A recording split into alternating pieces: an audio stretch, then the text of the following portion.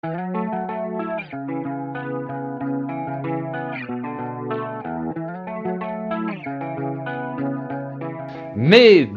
et messieurs, j'espère que vous allez bien et surtout j'espère que vous êtes prêts parce que là on va arriver sur une semaine spéciale sur la Masia. Et alors forcément qui dit spécial la Masia dit forcément Espacio Masia, mesdames et messieurs, j'espère que vous le connaissez parce que vous suivez bien la chaîne. Comment vas-tu mon ami?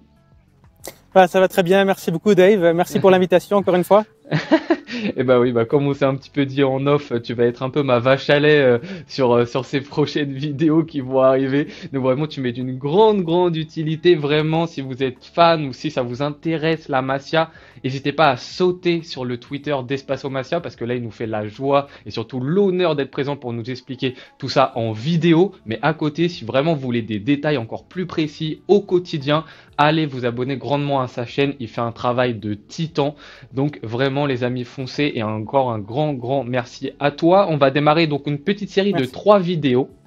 La première va être donc sur le Barça B, un petit peu ce qui s'est passé cette année, c'était pas fameux. La deuxième, ça sera sur le Barça juvénile, ça s'est un petit peu mieux passé justement avec la Youth League. Et la dernière vidéo, on abordera 3 talents, 3 cracks de la Masia un petit peu jeune. On garde le suspense pour l'instant encore sur ces 3 noms. Donc voilà, soyez au rendez-vous de ces 3 vidéos. Mais pour commencer, le Barça B. Barça B, donc, qui a été relégué à la fin de saison, alors que l'année dernière, c'était quasiment tout l'inverse. On était tout proche de monter avec ces playoffs-ci. J'ai une petite question pour toi. Comment ça se fait qu'en un an, tout est changé? Est-ce que juste le départ d'un entraîneur change totalement une équipe de cette manière-ci? Bon, c'est vrai que c'est assez difficile à comprendre. On a failli monter l'an dernier, puis là, il y a Rafa Márquez qui est parti. Le Barça l'a remplacé avec un entraîneur du club qui n'avait pas encore énormément d'expérience, donc Albert Sanchez. Et bon, je pense pas qu'on peut l'expliquer seulement avec l'entraîneur. Il y a quelques bruits d'oiseaux, mais voilà. Donc, je pense qu'on peut aussi l'expliquer par plusieurs choses. Bon, d'abord, évidemment, peut-être le manque d'expérience qui a fait qu'il n'a peut-être pas osé prendre certaines décisions, qu'il n'a pas pu transmettre tout ce qu'il souhaitait. Ouais. Mais il y a quand même plusieurs facteurs qui peuvent l'expliquer. D'abord, il y a le départ de certains joueurs, déjà en équipe première avec Marc Bernal, Marc Casado. Il y a aussi Gérard Martin, qui était quand même un joueur important du Barça B, du Barça Athletic. Et ensuite, il y a eu pas mal de blessés, comme le capitaine Alaïch Garrido, qui était déjà blessé un peu l'an dernier, pas mal, mais il est arrivé très tard dans la saison. Ouais. Il y a eu toujours un problème d'ailier, donc il a dû bricoler un petit peu Albert Sanchez en mettant Tony Fernandez en ailier. Au milieu de terrain, la sauce prenait pas vraiment avec quelques recrues. On sentait pas vraiment le jeu de la Masia, tout simplement. Ok, ouais, vraiment, quand tu regardais les matchs, il y avait une grosse différence entre le niveau de l'année dernière et cette année. C'est même pas juste les résultats, c'est vraiment aussi dans la production footballistique que ça allait beaucoup moins bien. Oui, voilà. Bon, déjà, c'était une équipe très jeune, avec, disons, en partie avec certains joueurs des juvéniles qui montaient, qui avaient l'âge d'être en juvénile ou même d'être en cadette. Avec, bon, on avait le plus jeune Tony Fernandez, paradoxalement, est peut-être leur meilleur joueur. Ouais. Et je dirais aussi qu'il y a eu un problème peut-être au niveau des recrues. Okay. Alors on ne sait pas vraiment si le Barça c'est un peu une politique d'achat-revente où ils essayent de prendre certains joueurs qui n'ont pas forcément un avenir au Barça en équipe première, mais qui peuvent être intéressants pour l'équipe B et ensuite être revendus. On a vu ça avec Michael Faye l'an dernier. Ouais. Mais là, les joueurs qui sont arrivés, ils ont eu un peu plus de mal, disons, à se fondre dans le collectif. Et il n'y avait jamais vraiment eu la sauce qui est venue, qui a pris, disons. Et puis il y a eu vraiment beaucoup de problèmes, à la fois de blessures, des recrues et des départs qui n'ont pas été remplacés. Ouais, ok. Donc en fait, cette relégation, elle est un petit peu méritée, quoi. Méritée, bon, c'est difficile à dire, mais en tout cas, elle est compréhensible. Ouais. Disons que les cadres des vestiaires ont toujours essayé d'y croire. À chaque fois, ils postaient des messages comme quoi ils voulaient y croire, on allait continuer jusqu'au bout. Et après, c'est normal, ils étaient dans leur rôle. Mais les supporters du Barça, les suiveurs externes commençaient à le voir, que ça prenait pas le bon chemin. Et commençait de plus en plus à souhaiter la destitution d'Albert Sanchez, qui est arrivé, disons-le, assez tard. Un petit peu trop tard, selon toi? Oui, je pense, parce que l'équipe, elle tournait déjà mal depuis... on commençait déjà à le voir depuis peut-être octobre-novembre, décembre, ça tournait mal, et puis le club ne prenait pas vraiment la décision. Ah bon, c'est pas vraiment une critique envers le club, mais c'est une explication possible. Il a été ensuite destitué le 25 février, et puis il y a eu l'arrivée de Sergi Mila qui a un petit peu redressé la barre. Okay. Mais c'était un petit peu tard. Ouais. Bon, on a quand même vu des bons changements avec Tony Fernandez qui a été replacé en en relayeur. Il y a eu Cédric, l'attaquant central, qui a commencé à devenir un peu plus décisif. Ok. Il y a aussi l'incorporation de certains juvéniles, comme Geoffrey Torrens en latéral gauche ou encore Jeanne Virgili en ailier, qui a beaucoup apporté. Donc on est remonté, et puis ça s'est joué à la dernière seconde, un but dans un autre match qui a fait que le Barça finalement descend en 4e division. Ouais. Et donc tu as quand même donc remarqué, comme tu viens de le dire, qu'il y a eu un changement à partir du nouveau coach. Tu sens quand même que la pente est un petit peu remontée, entre guillemets, ou tu te dis bon, finalement il n'y a pas eu tant de changement que ça? Si, il y a quand même eu un changement en disant que disons que la pente était trop difficile à remonter. Il y a quand même eu un changement, disons qu'avec Sergi Mila, le Barça a environ gagné la moitié de ses matchs, alors que avant, désolé j'ai une mouche, alors qu'avant ils ont gagné peut-être 2-3 matchs en beaucoup plus de journées. Ouais. Donc ça a tourné mieux. Il y a eu l'apport des juvéniles qui pour moi était peut-être un peu insuffisant avant. Il y a des joueurs comme Arnaud Pradas pour moi qui auraient mérité de jouer avec le Barça Athletic, ou encore Kim Jong-un. C'est un petit peu difficile à comprendre pourquoi ils n'étaient pas montés, mais après ça c'est que mon avis à moi. Ils ont peut-être leur raison. Et Sergi Mila a un peu plus compté sur les juvéniles. Ça a commencé à mieux prendre, mais on peut pas tout gagner d'un coup lorsqu'on perdait tout avant. Donc c'était encore un petit peu difficile. Voilà. Je sais pas si tu veux que je parle de certains joueurs en particulier plus précisément. Tu as parlé un petit peu du repositionnement de Tony Fernandez apparemment, qui a été plus repassé en relayeur. Est-ce qu'il a bien fonctionné? Est-ce qu'il y a d'autres joueurs qui ont su peut-être quand même un petit peu se montrer sur cette saison en B? Bon oui, il y a aussi son cousin, le cousin de Tony Fernandez, il y a Guy Fernandez. Ouais. Donc lui, voilà, il joue aussi relayeur. Donc il peut, il peut toujours jouer pivot, il peut même jouer ailier de temps en temps, mais c'est quand même vraiment un relayeur ou numéro 10 selon le système.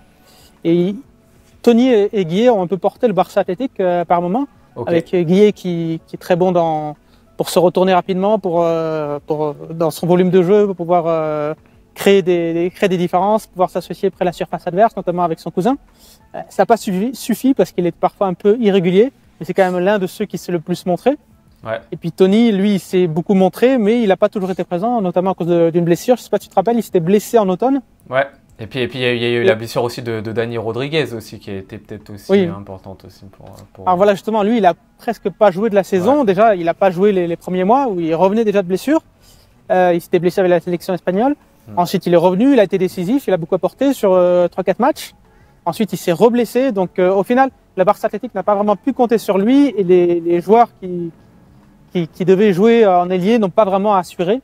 Okay. Bon, on peut parler aussi de Ureña qui s'est blessé. Il y a D'Acosta qui n'a pas vraiment fait l'affaire, disons. Il avait certaines qualités, mais il manquait un peu de tranchant.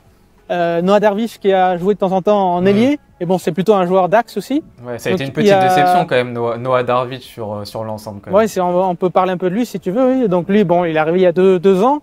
Il était présenté comme la pépite allemande, la star en devenir. Et il s'est vraiment jamais imposé. Donc on a quand même vu ses qualités. Il a une excellente... Bon, on en a déjà parlé d'ailleurs ensemble sur la chaîne. Flick l'a toujours apprécié d'ailleurs. L'a même fait entraîner avec les premières cette saison plusieurs fois. Il a un excellent toucher de balle, mais il n'a jamais vraiment réussi à s'imposer se fondre dans le moule du jeu de position du Barça avec ce poste de relayeur, alors que lui c'est plutôt un 10 ou un 10,5 quoi. Ouais, ok, très bien. Et plus un petit peu sur toi, j'ai vu qu'à certains moments, tu avais abordé ça dans les moments où c'était compliqué sur Twitter. Je voyais des fois un petit peu tes tweets passés qui pas critiquaient ou fustigeaient bien évidemment ce qui se passait au niveau de la politique de l'AB, mais tu n'étais pas forcément content de ce qui était produit justement en termes de politique sportive autour de l'AB.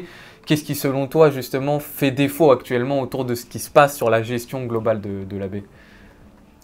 Bon, je pense que pour le Barça Athletic, il faut une vraie réflexion sur le but du Barça Athletic. Qu'est-ce qu'on en fait? Est-ce que c'est seulement de l'achat-revente pour essayer de faire prendre la valeur à certains joueurs et ensuite les revendre? Ou est-ce qu'on continue vraiment d'essayer que l'objectif principal soit de former des joueurs qui soient prêts pour l'équipe première? Parce qu'au final, cette année, il n'y a aucun joueur vraiment qui a vraiment progressé cette année au Barça Athletic de façon vraiment disparate. Et tant dans le jeu que dans le développement personnel, la confiance. Il n'y a pas de confiance si tu perds si tu perds beaucoup de matchs, etc. Ouais. Donc pour moi, je serais pour que le Barça Athletic soit surtout utilisé pour que ce soit une continuité de la Masia, parce que le Barça Athletic n'est pas considéré comme la Masia. Qu'on continue à vouloir prôner ce jeu, Ouais. Alors c'est le cas avec des entraîneurs. En effet, l'entraîneur, il voulait quand même faire ce jeu-là. Mais si tu mets une dizaine de recrues qui n'a pas ce style de jeu, même s'ils ont de très bonnes qualités, qui n'a pas du tout ce style, bah forcément, si par exemple, je prends un exemple, s'il y a un joueur qui reçoit dos au jeu, mais qui va pas s'orienter correctement face au ballon en se positionnant par exemple de trois quarts pour rapidement servir ses partenaires, forcément ça va ralentir le jeu et ça va favoriser du jeu long ensuite avec plus de duels, etc. Et les jeunes de la Masia qui ont été formés pendant 5-10 ans à un jeu de position, ils vont avoir plus de mal à se montrer, à se développer et à pouvoir être prêts pour l'équipe première. Ouais, c'est exactement ça. En fait, je trouve que tu l'as très bien dit. Le fait, en fait, d'à chaque fois essayer d'acheter des joueurs pour essayer de voir s'ils vont potentiellement, on peut les revendre, etc. En fait, ça crée une équipe qui a peut-être pas assez de connaissances entre elles et donc de repères entre elles. Et donc, il y a trop de problématiques. Alors, on connaît certains joueurs qui sont venus, des Ronald Araujo, etc., qui sont venus à un certain moment, ça a marché pour eux. Mais typiquement, un Darvic, ça n'a pas trop marché pour lui. On a d'autres exemples aussi de joueurs pour qui ça n'a pas trop marché. Là, cette année, tu vois, on a recruté Bergy. Là. Quelle va être son utilisation? Est-ce qu'on va faire pareil? On va le faire jouer avec l'AB. Mais donc, tu vois, typiquement, comme tu l'as très bien dit, le fait de ramener des joueurs de l'étranger pour pourquoi pas les revendre plus tard, mêlés à des joueurs qui ont été un petit peu formés à la Masia, ça crée peut-être une équipe qui n'a pas assez de cohérence entre elles, en fait, finalement. Ouais. Bah, je pense que le Barça est un peu partagé parce qu'en même temps, bon, on sait qu'ils veulent aussi, je pense, se servir du Barça Athletic pour pouvoir revendre, donc pouvoir se faire de l'argent.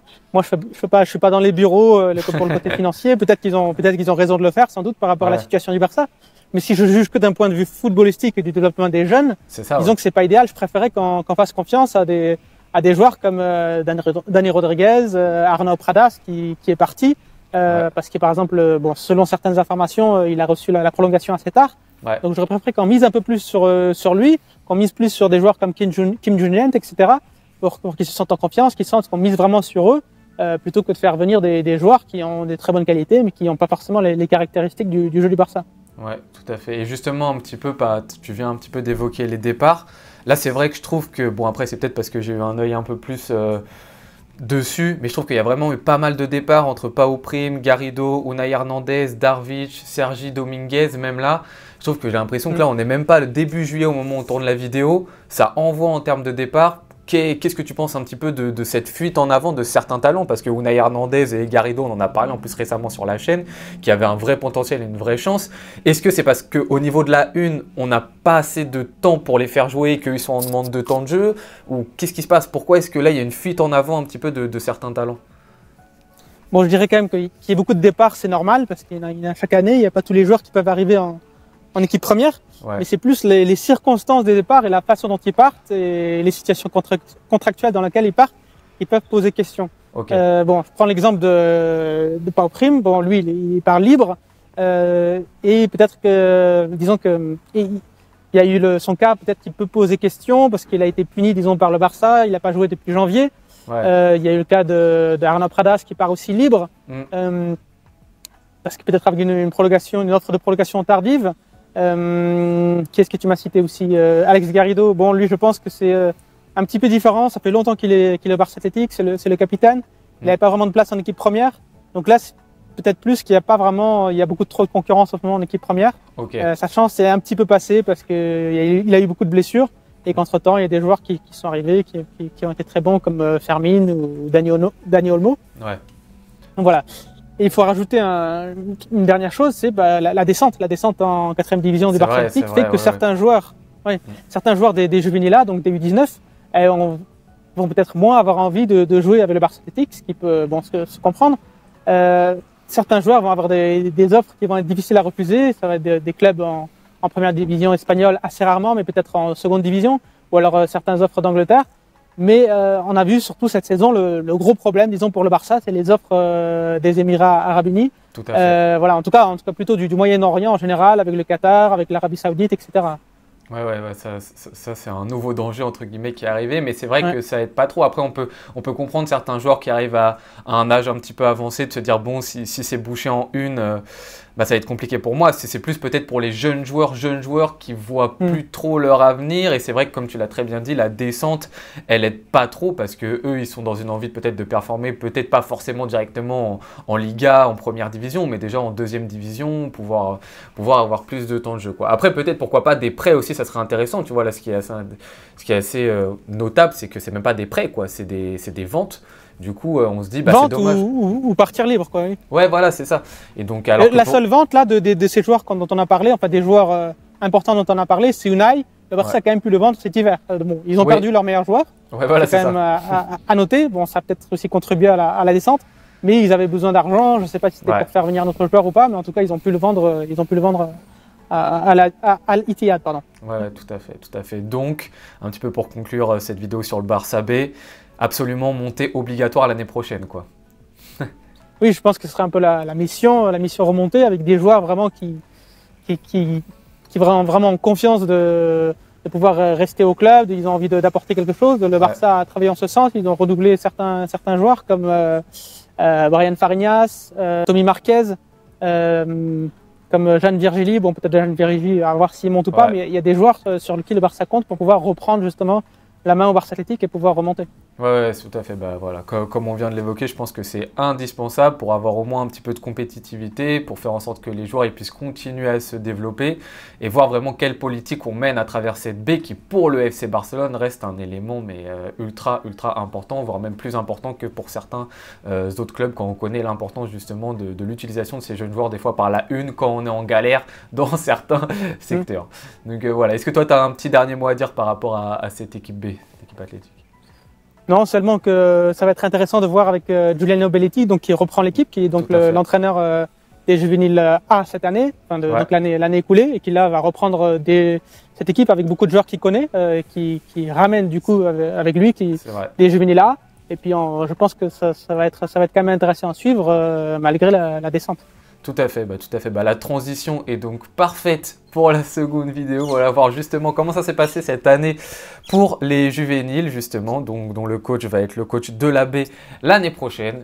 Pour en savoir plus, n'hésitez pas à aller regarder la deuxième vidéo qui va sortir bientôt. Pour cette première vidéo, un grand merci à toi, Espacio Macia. Comme je l'ai déjà dit, allez vous abonner vraiment. C'est un puits de savoir. On sait qu'au Barça, c'est très important de s'intéresser à tout ce qui se passe dans les catégories jeunes. Donc voilà, un grand merci à toi et on se retrouve très bientôt pour la seconde vidéo. Ciao.